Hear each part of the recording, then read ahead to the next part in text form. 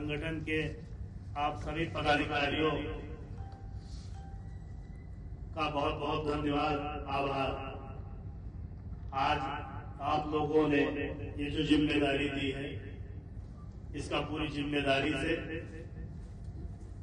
पालन किया जाएगा, संगठन को मजबूत किया जाएगा, क्योंकि हम लोगों के अगुआ संगठन के संस्थापक अध्यक्ष परम श्रद्धेय माननीय जगजीवन प्रसाद बाबू जी रहे हैं।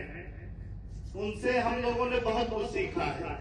सीखा तो पूरे प्रदेश के लोगों ने राजनीतिक हिस्सेदारी कैसे हासिल कर दी है, भागीदारी कैसे हासिल कर दी है, सामाजिक भागीदारी कैसे हासिल कर दी है, समाज के लोगों को राजनीति किस तरह सिखाना है और राजनीति की पाठशाला में किस तरह पढ़ाना है और तपा के फिर किस तरह आगे बढ़ाना है। क्योंकि लगभग 60 से अधिक जनपदों में हमने बाबूजी के साथ दौरा किया। बाबूजी हमारे गार्जियन थे। संगठन बाबूजी के निर्देश पे बनाया गया, लेकिन यहाँ पे बैठा हुआ एक एक बच्चा, एक एक व्यक्ति, एक एक पदाधिकारी ये भी जानता है कि बाबूजी के साथ बराबर कंधे से कंधा मिलाकर लगभग 5 साल हमने संगठन में काम किया है। राष्ट्रीय महासचिव के पद पर काम किया। बाबूजी का निर्देश होता था, संगठन पूरा हम ही 2-3 लोग मिलकर चलाते थे, क्योंकि बाबूजी हम लोगों के ब्रांड थे, हम लोगों के गार्जियन थे। पुनः एक बार इस जिम्मेदारी भरे पद को हमें देने के लिए आप सबका आभार।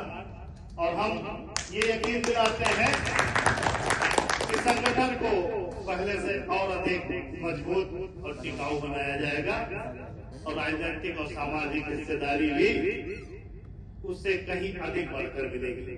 क्योंकि हमारे पूर्व राष्ट्रीय अध्यक्ष जी का कुछ दायरे थे, चेयरमैन साहब भी बता रहे थे, हम लोगों के कोई दायरा नहीं है।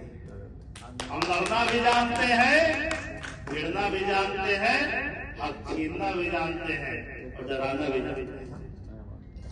पहले भी जानते थे, और पहले बाबूजी के कुछ दायरे थे, रोक देते थे, गार्जियन थे तो कुछ कह नहीं मिलता था, मन कसौट के रह जाते थे, तकलीफें होती थी।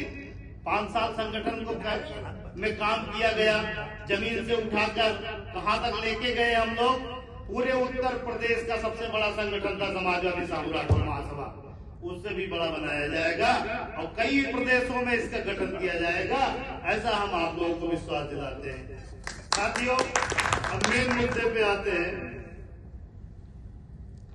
हमारा आपका संगठन बनाने का, संगठन को चलाने का मूल कारण है राजनीतिक हिस्सेदारी, राजनीतिक भागीदारी। सिर्फ सामाजिक संगठन बनाने से और चलाने से और मीटिंगें करने से कुछ नहीं होगा।